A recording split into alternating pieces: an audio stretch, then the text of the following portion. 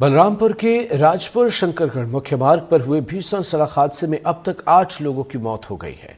SDRF ने एक युवक का शव पानी से बाहर निकाला, वहीं ड्राइवर ने भी अंबिका पर जाते वक्त रास्ते में ही दम तोड़ दिया। बूढ़ा बगीचा के पास एक बेकाबू कार सड़क किनारे तालाब में जा घुसी थी। हादसे में कार सवार 8 लोगों की मौत हो गई। सभी की मौत पानी में डूबने से बताई जा रही है। पुलिस ने सभी लोगों का रेस्क्यू कर मामले में आगे की कार्रवाई शुरू कर दी है। उतना में सहारा आदमी दिखेगा, फटाफट गेट से निकालेंगे।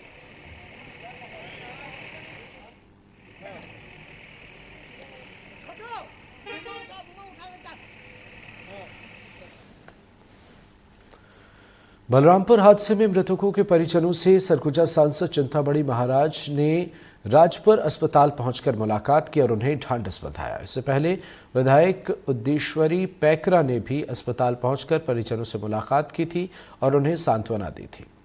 राजपुर थाना क्षेत्र के बूढ़ा बगीचा और लडुआ के बीच डबरी में कार डूब गई थी, जिसमें कार सवार 8 लोगों की मौत हो गई थी। मृतकों में चंद्रावती नाम की महिला जो सूरजपुर में शिक्षक के पद पर थी, दिवाली की छुट्टी के बाद अपने पति और बेटी के साथ ड्यूटी ज्वाइन करने जा रही थी। गाड़ी खाली होने की वजह से अन्य लोग भी उनके पास बैठ गए थे।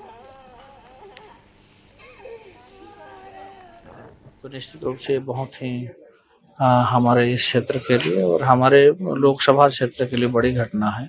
8 लोग का एक समय में ख़त्म होना मेरे को भी हिला दिया। तो वहाँ पर जैसा जानकारी मिल रहा है, एकदम ठीक सड़क के किनारे वो तालाब है। मैं भी कई बार आना जाना किया, लेकिन उस तालाब को नहीं देख पाया था। शायद वो गलत तरीके से खोदा गया है।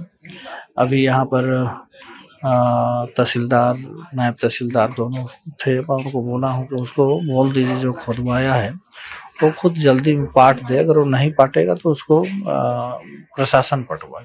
फ़ोन के माध्यम से जानकारी मिली कि ये लड़ुआ ग्राम में एक वाहन दुर्घटना हुई है, जहाँ पे मौके पे तत्काल पुलिस पहुंची। वहाँ पे देखे कि एक स्कॉर्पियो वहीं पे रोड के बगल में एक गड्ढा था, जिसमें स्कॉर्पियो गिर गया है। और स्कॉर्पियो में जानकारी मिली कि 7 से 8 लोग सवार थे। जेसीबी की सहायता से स्कॉर्पियो को निकालने के बाद पता चला कि 7 व्यक्ति की स्पॉट पे ही डेथ हो गई है। उसे तत्काल हॉस्पिटलाइज किया गया और बाद में हम लोगों को सूचना मिली कि एक व्यक्ति और वहाँ फंसा हुआ है। तो एसडीआरएफ की टीम को बुलवा करके रेस्क्यू किया गया और उसके बाद एक व्यक्ति और जो वहाँ फंसा हुआ था उसको निकाला गया है और सभी को हॉस्पिटल में कल रखा गया था और अभी 100 पंचनामा कार्रवाई की गई है और उसके बाद पीएम कार्रवाई हेतु चीरघर में भेजा गया है सबको। सुकमा के जगरगुंडा बाजार में हुए नक्सली हमले में घायल जवानों को दंतेवाड़ा अस्पताल में पहुंचाया गया। जवान करटम देवा और सोठी कन्ना को इलाज के बाद रायपुर एयरलिफ्ट किया जाएगा। ड्यूटी पर तैनात जवानों पर नक्सलियों ने हमला कर दिया था। इस दौरान नक्सलियों ने जवानों की इंसास राइफल भी लूट ली। फिलहाल पुलिस ने पूरे इलाके को घेर लिया है और सर्च अभियान चलाए जा रहे हैं।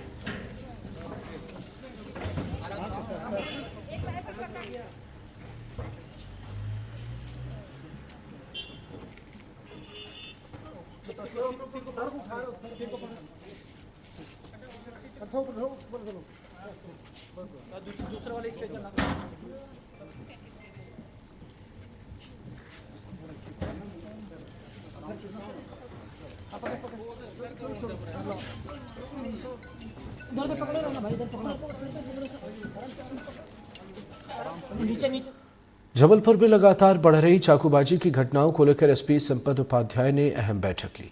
बैठक में एसपी उपाध्याय ने चाकूबाजी की ज्यादा घटनाओं वाले 12 थानों पर विशेष ध्यान देने की बात कही।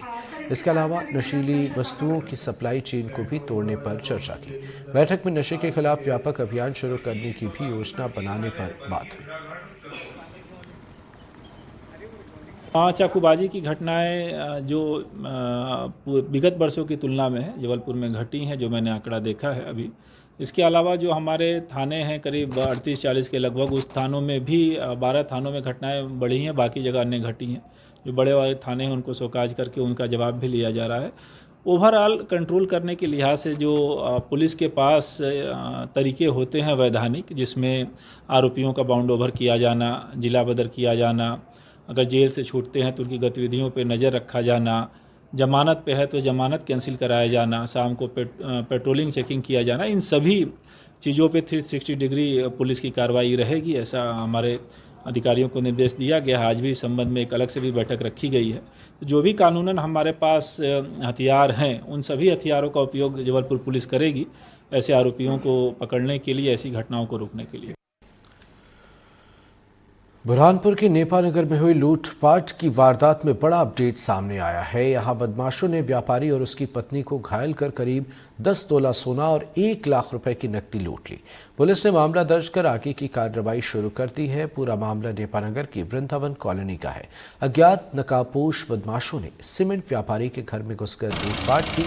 बदमाशों ने व्यापारी रौनक जैन और उनकी पत्नी पर धारदार हथियार से हमला कर उनके गले और हाथों से सोने के गहने छीन लिए। इसके अलावा कॉलोनी के दूसरे 6 घरों में दोपहिया वाहनों की चोरी भी की गई। घटना सीसीटीवी में कैद है। पुलिस मामले की जांच कर रही है। घटना की सूचना मिलते ही नेपानगर पुलिस और डॉग स्क्वाड मौके पर पहुंच गए। ये सुबह 3:45 बजे की बात है। जो आर्यन ट्रेडर्स के मालिक हैं रौनक जैन, इनके यहाँ पे कुछ अज्ञात बदमाश लोग घर में घुसे और अरिहंत जैन के साथ मारपीट की। सिर में मारा है, सिर में और हाथ में चोट आई है।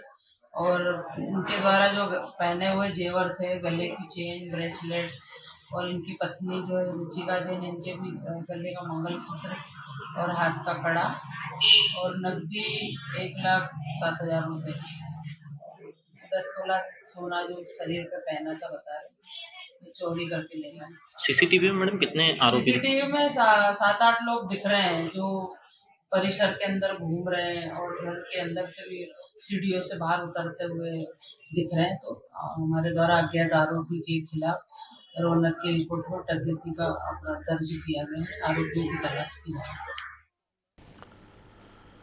अनूपपुर में जमीन विवाद को लेकर 2 पक्षों में खूनी संघर्ष का मामला सामने आया है। जहां ताराडन ग्राम पंचायत में जमीन को लेकर 2 पक्षों में लड़ाई हो गई। दोनों पक्षों के कई लोगों को चोटें आई हैं, जिनका इलाज किया जा रहा है। वहीं कुछ लोगों को इलाज के लिए शहडोल मेडिकल कॉलेज रेफर किया गया है। फिलहाल पुलिस ने दोनों पक्षों की FIR दर्ज कर ली है और मामले में आगे की कार्रवाई शुरू कर दी है।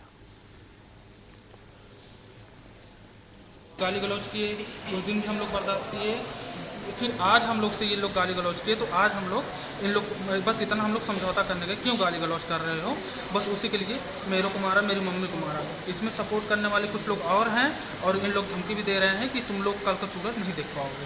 मेरे पापा को, मेरे भाई को मार रहे थे, मैं काम पे से गया हूँ। क्यों मारे? ये पता नहीं सर क्यों मारे, मैं काम पे से आया हूँ। मेरे को एक टंकिया मार के मेरे पास 25-30 हज़ार रुपये लेके वो भी चले गए। मेरे को टांगी से मार दिए मेरे सर पे। आपसी रंजिश कोई दुश्मनी नहीं है। माँ बाप को, मेरे भाई को मारते थे। कितने लोग घायल हुए आप लोग? मेरे घर में 3 जने को, तीनों जने को कुल्हाड़ी से मार दिए, सर में राडों से मार दिए। भिंड के कोतवाली थाना क्षेत्र में युवक की हत्या के बाद परिजनों का गुस्सा फूटा है। परिजनों ने इटावा रोड पर नेशनल हाईवे 719 पर शव रखकर चक्का जाम किया और आरोपियों की जल्द से जल्द गिरफ्तारी की मांग की। बीती रात बदमाशों ने युवक पर ताबड़तोड़ फायरिंग कर उसे मौत के घाट उतार दिया था। पुलिस मामले की जांच कर रही है।